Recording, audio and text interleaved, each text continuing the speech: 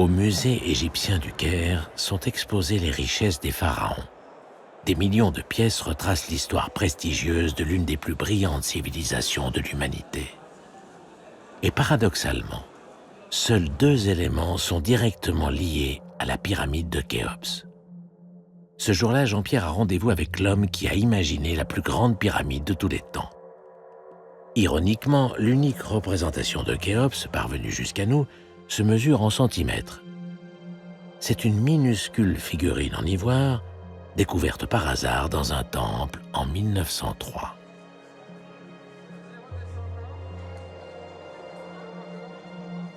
Malgré cette absence de statue monumentale, la mémoire de Khéops est toujours vivante.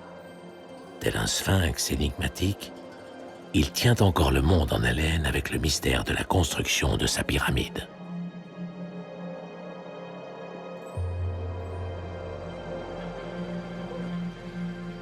Jean-Pierre souhaite aussi voir ce qu'il considère comme l'une des grandes merveilles du musée du Caire, un traîneau en bois de cèdre qui a juste 4500 ans. La plupart des visiteurs ne prêtent même pas attention à cet objet apparemment banal. Pourtant, c'est un témoignage unique datant de la construction des pyramides. Le bois, c'est de l'or pour l'Égypte de l'époque. Faire venir du bois du Liban, ça coûtait très cher. Donc le bois était usé jusqu'au maximum.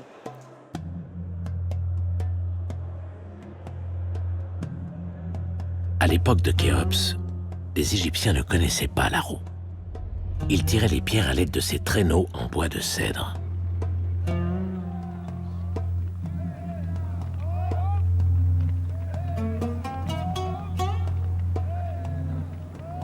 Compte tenu des outils qu'ils avaient à leur disposition, les anciens Égyptiens ont réalisé de véritables prouesses techniques. Leurs constructions monumentales ont traversé le temps.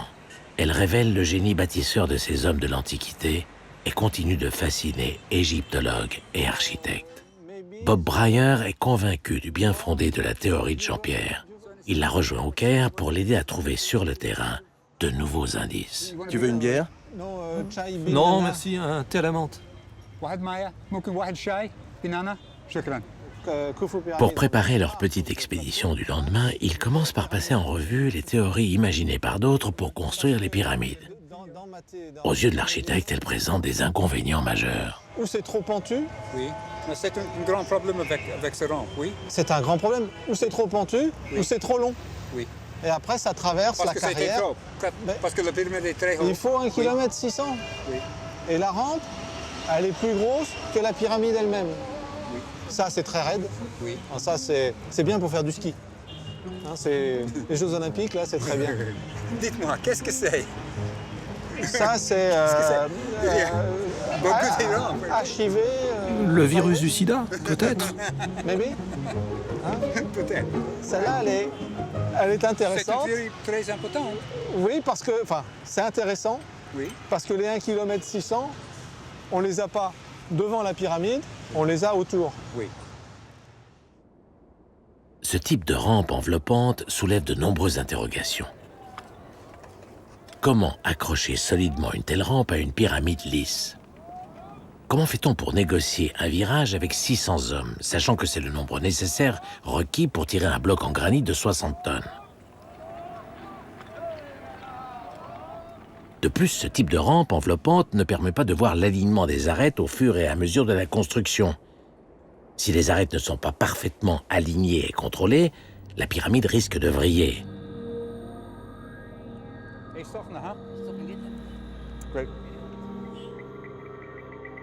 C'est pour toutes ces raisons que la théorie de Jean-Pierre propose, elle, l'utilisation de 2 rampes.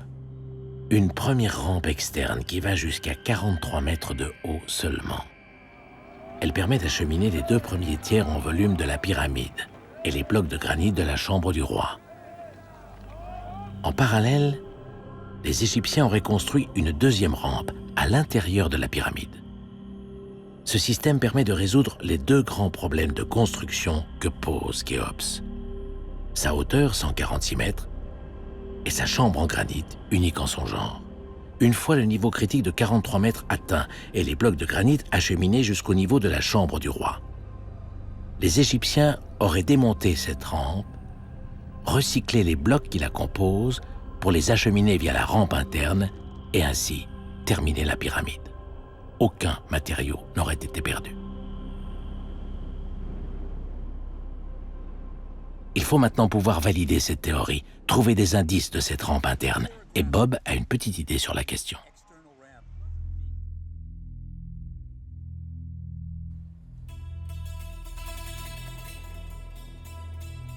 À 15 km au sud du Caire, l'égyptologue emmène Jean-Pierre sur les ruines d'un temple dédié au soleil construit 100 ans après la pyramide de Khéops.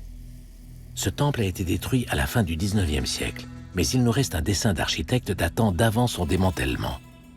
Sur ce dessin, on peut voir que ce temple possédait un couloir similaire à la rampe interne de Jean-Pierre. Nos deux enquêteurs veulent vérifier de visu ce qu'il en reste. On va peut-être pouvoir imaginer la rampe. Tu vas pas avoir besoin de l'imaginer, Jean-Pierre. Alors, c'est une rampe interne? Ah bah c'est une rampe intérieure, ça. Oui. Oh, Certainement? oh, comme on dit en français, il n'y a pas photo, là. Oui. It's the first Le premier U-turn, virage. yes. C'est une rampe à It's a quart quarter tournant, turn comme la ramp, mienne. like mine. Yes. Let me show you something up here. Viens, je vais te montrer quelque chose. Ça va te plaire. You're going to like it. Now, this block for the ceiling, right? Ce bloc, il était au plafond, non? Oui. Oui. Color the blue. La couleur bleue, là, c'était pour le ciel et les étoiles. Ici, tu vois le cercle avec les branches. Ah oui, il y a plein d'étoiles. Yes, all over the block. Oui, sur tout le bloc. Donc, c'était une pierre du plafond de la rampe interne. Look at the diagram, though. Regardons le dessin pour voir ce qu'on peut en déduire. On a monté la rampe par ici et on a tourné là. Et ce bloc, que penses-tu? C'est peut-être celui-ci ou celui-là. Oui, donc ce bloc ne pouvait être qu'à l'un de ces deux endroits. C'est un bloc du plafond, c'est une rampe interne, définitivement. C'est vraiment une rampe intérieure, ça. Hein.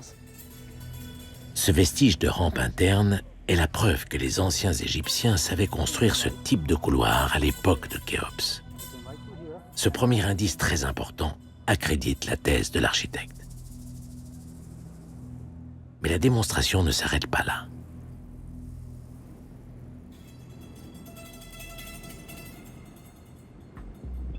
Un autre aspect important peut être vérifié sur le terrain.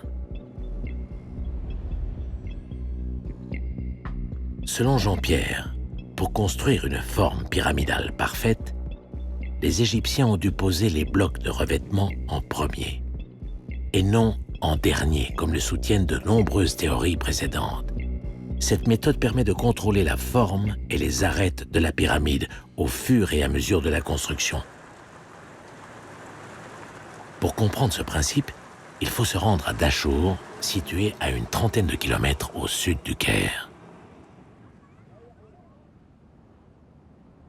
Ces magnifiques pierres de façade intéressent particulièrement Jean-Pierre et Bob.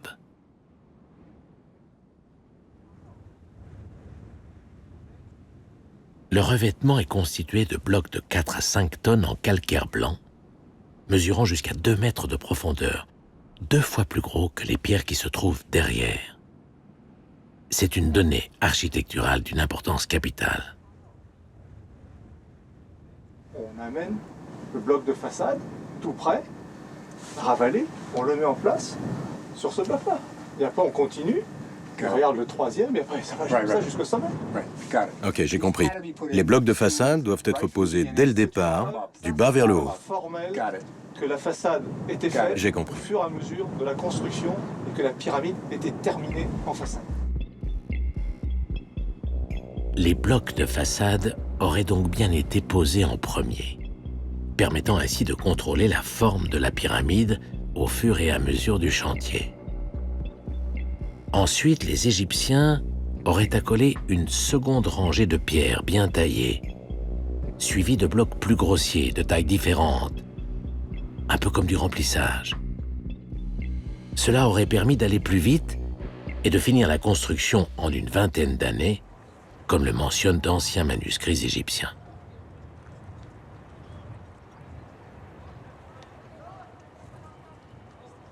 Les indices relevés sur le terrain sont encourageants pour la suite de l'enquête, mais l'architecte veut apporter la preuve de l'existence de cette rampe interne. On distingue à peu près aux 2/3 de la hauteur comme des traces blanchâtres. Curieusement, ces traces fantômes suivent exactement le tracé de sa rampe interne, avec la même inclinaison à 7%. Alors, est-ce que la pyramide respire? Est-ce que c'est un phénomène optique, un phénomène thermique? C'est quand même assez étrange. Pour déceler cette rampe interne, il faudrait scanner la pyramide, mesurer s'il y a à l'intérieur des différences de densité de matière. Ce serait alors une preuve scientifique, physique et donc irréfutable de l'existence de cette rampe.